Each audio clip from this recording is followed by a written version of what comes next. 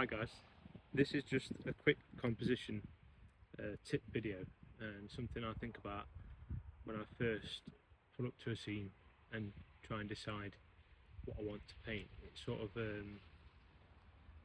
thinking line, and so this is sort of what I think about.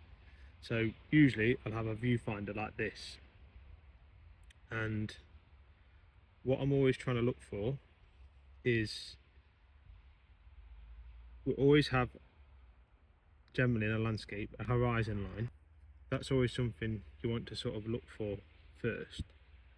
But what you want to think about is, how do you activate that horizon line?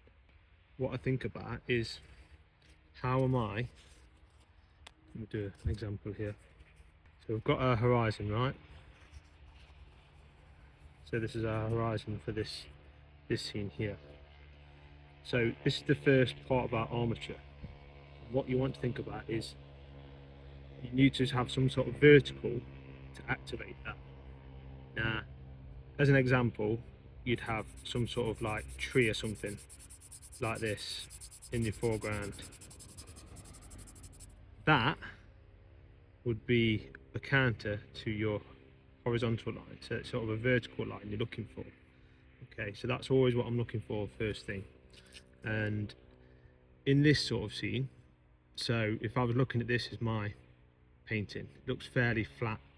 Where's the vertical in this? So if this was my composition as my horizon, so it's a bit wonky, but what I would try to do is find some sort of vertical that I could use in these wheat field to activate that. So it could be like little ruffles within the plane to activate it. So it's some sort of armature to activate this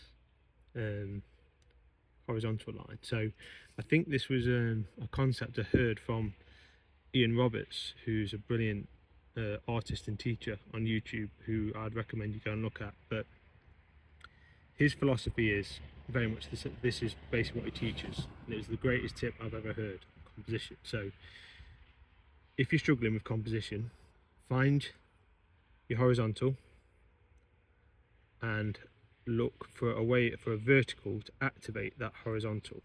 Another way you can think about it, if you wanted a sky dominated painting, so this will be a horizontal, right? And then you'd use the cloud shapes to sort of activate that vertical. Okay, so for example, this is our horizon, right?